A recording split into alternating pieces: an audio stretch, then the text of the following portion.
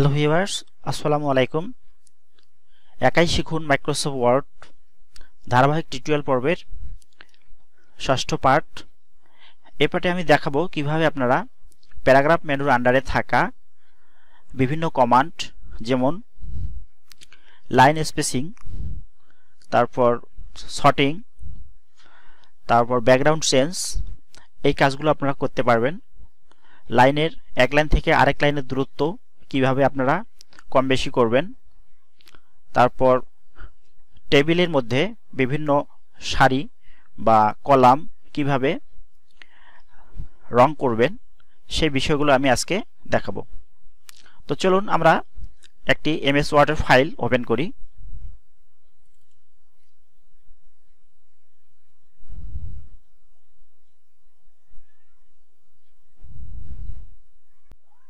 আচ্ছা, আমি এমএস ওয়ার্ডের ফাইল একটি ওপেন করলাম। আচ্ছা, এরপর দেখুন, আমরা এর আগের পার্টে দেখেছিলাম যে প্যারাগ্রাফ মেনুর আন্ডারে এই বিষয়গুলো আমরা দেখছিলাম। তো এখন আমরা এই পাশে যে অংশগুলো আছে, আইকনগুলো আছে, এগুলোর কাজ সম্পর্কে আমরা জানব। তো শুরুতে দেখুন, এখানে যে দেখুন একটা দ্বিমুখী তীর আছে, অর্থাৎ ওপর পাশেও মুখ, নিচের পাশেও মুখ। হ্যাঁ, এটা একটা আইকন দেখা যাচ্ছে। এটা হচ্ছে লাইন স্পেসিং। হ্যাঁ, লাইনের দূরত্ব কেমন হবে সেটা, এক লাইন থেকে আরেক লাইনের দূরত্ব কিভাবে সেট করতে হয় সেটা। তো আমার এখানে দেখুন যে লেখাগুলো আছে, এগুলো এক লাইন থেকে আরেক লাইনের দূরত্ব অনেক বেশি আছে। এই দূরত্বগুলো আমি কমাবো কিভাবে? দেখুন, দূরত্বগুলো কমানোর জন্য আমি এটা সিলেক্ট করে নিলাম। আচ্ছা, সিলেক্ট করে নেওয়ার পর এখানে যে অ্যারো চিহ্ন আছে, এই অ্যারোর বাম পাশে ডান পাশে যে ছোট্ট অ্যারোটা আছে, এখানে ক্লিক করব। ক্লিক করার পর দেখুন এখানে অনেকগুলো অপশন দেওয়া আছে, যেমন আছে 1.0, তারপর 1.15, তারপর 1.5। দেখুন আমি যেটাতে ধরতেছি লাইনের স্পেসগুলো আস্তে আস্তে বাড়তেছে। এখানে কোনো ইন্টার দিতে হচ্ছে না বা অন্য কোনো কিছুই করতে হচ্ছে না, জাস্ট এখানে লাইনের যে দূরত্ব এক লাইন থেকে আরেক লাইনের, সেই দূরত্বটা এখানে সিলেক্ট করলেই, ক্লিক করলেই সেইভাবে লাইনগুলো একটা থেকে আরেকটা দূরে সরে যাবে। তো এখন আমার যেটা আছে সেটা হচ্ছে 1.15, এটা ডিফল্টভাবে দেওয়াই থাকে। তো এটা আমি এখন আরও কম করব। তো কম করার জন্য আমি এই যে 1-এ নির্বাচন করে দেব। আমি 1-এর টিক চিহ্ন দিয়ে দিলাম। হ্যাঁ, দেখুন 1-এর টিক চিহ্ন দিয়ে একটু কম হয়েছে। তারপর আরেকটা অপশন আছে, দেখুন নিচে, এই যে নিচে দেখুন, একেবারে নিচে আসবেন। নিচে এসে দেখুন রিমুভ স্পেস আফটার প্যারাগ্রাফ, এই রিমুভ কথাটা আছে, এই রিমুভের লাইনটাতে আমরা ক্লিক করব। রিমুভ লাইনটা ক্লিক করলে দেখুন প্রত্যেকটা লাইন একটার সাথে আরেকটা খুব কাছাকাছি এসে গেছে। এটাকে হচ্ছে প্যারাগ্রাফ মেনু। এই প্যারাগ্রাফ মেনু আন্ডারে লাইন স্পেসিংটা ঠিক এইভাবে করতে হয়। আবার যদি আমরা বাড়াইতে চাই, তাহলে আবার এখানে সিলেক্ট করে নেওয়ার পর আবার এখানে ক্লিক করব। ক্লিক করার পর এখান থেকে আমরা বাড়াই দিতে পারি, আমাদের যেটা প্রয়োজন ঠিক সেভাবে আমরা নির্বাচন করব। তবে ডিফল্টভাবে 1.15 দেওয়া থাকে এবং আমরা সাধারণভাবে যে কাজগুলো করি সেগুলো সাধারণত এই 1.0 দিয়েই করা হয়। আচ্ছা, এরপর যে অপশন আছে সেটা হচ্ছে ইন্ডেন্ট। এই উপরে দেখুন একটা তীর আছে বাম পাশে, আর এর পরের অপশনটাতে দেওয়া আছে তীরটা ডান পাশে, অর্থাৎ এটা হচ্ছে ইন্ডেন্ট। ইন্ডেন্ট মানে হচ্ছে লাইনটা মার্জিন থেকে কত দূরে যাবে, প্যারাগ্রাফটা মার্জিন থেকে সরে যাবে। যেমন আমি এটা নির্বাচন করলাম, সিলেক্ট করলাম। আচ্ছা, করার পর দেখুন আমি এই যে ডান পাশে অ্যারো আছে, ডান পাশে অ্যারোতে আমি ক্লিক দিব, তাহলে সরে যাবে। এখানে যে পপ আপটা শো করতেছে ইনক্রিজ ইন্ডেন্ট, অর্থাৎ ইন্ডেন্ট বাড়বে, মানে দূরত্ব বাড়বে। দেখুন আমি একটা ক্লিক দিলাম, দেখুন সরে যাচ্ছে, আবার ক্লিক করলাম সরে যাচ্ছে, আবার ক্লিক করলাম সরে যাচ্ছে। দেখুন এভাবে ক্লিক করে করে লেখাটা ডান পাশে সরে যাচ্ছে, কোনো স্পেস নাই, কোনো কিছুই নাই, পুরো লেখাটাই সরে যাচ্ছে।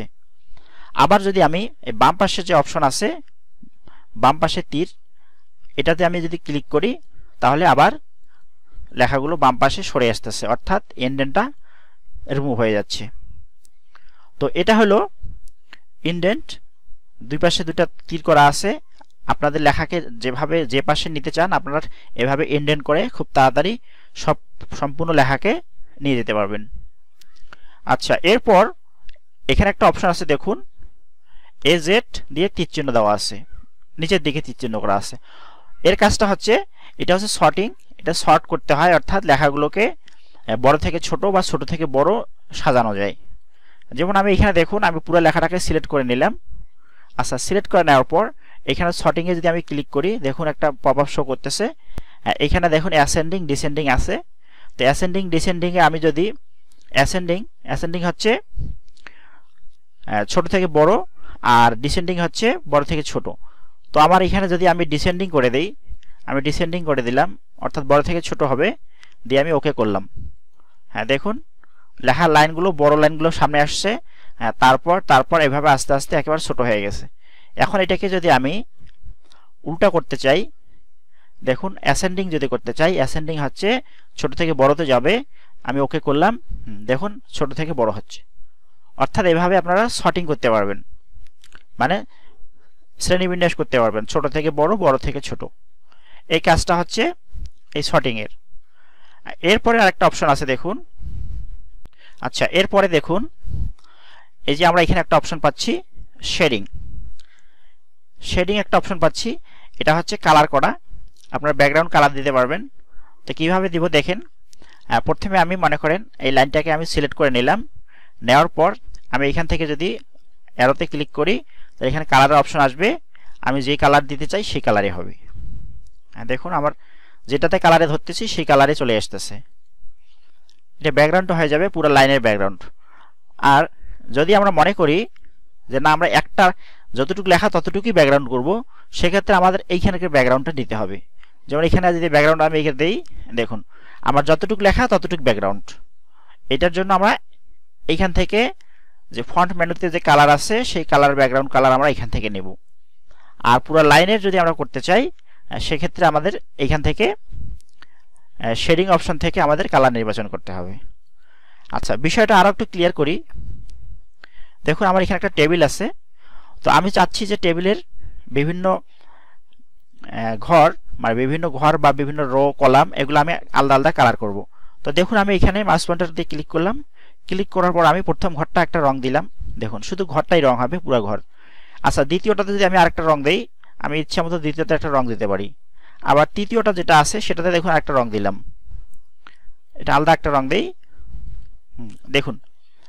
অর্থাৎ আমার এই শ্যাডোর মাধ্যমে, এই শেডের মাধ্যমে আমরা বিভিন্ন জায়গায় টেবিলের বা ছকের আমরা বিভিন্ন রং দিতে পারি, এক একটাতে আমরা এক এক রং ব্যবহার করতে পারি। এখন আমি যদি চাই বা আমি যদি মনে করি যে না আমি পুরা শাড়িটা একটা রং করব, এটা পুরা শাড়িটা একটাকে রং করে দেব, এই জন্য আমরা এখান থেকে পুরা শাড়িটাকে নির্বাচন করব। মাউস পয়েন্টার দিয়ে ক্লিক দিয়ে মাউসের বাম বাটনটা চেপে ধরে আমরা হাতটা সরাবো ডান পাশে, হ্যাঁ পুরাটাই সিলেক্ট হয়ে গেল।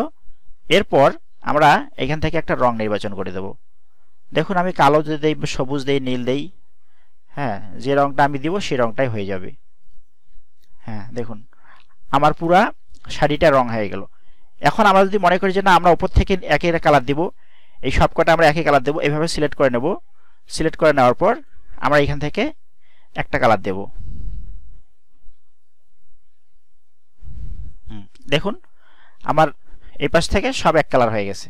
তো এইভাবে আমরা এই যে শ্যাডো অপশনটা আছে, এই অপশন থেকে আমরা কালারগুলা বিভিন্ন জায়গায় কালার করে নিতে পারি ইচ্ছা মতো।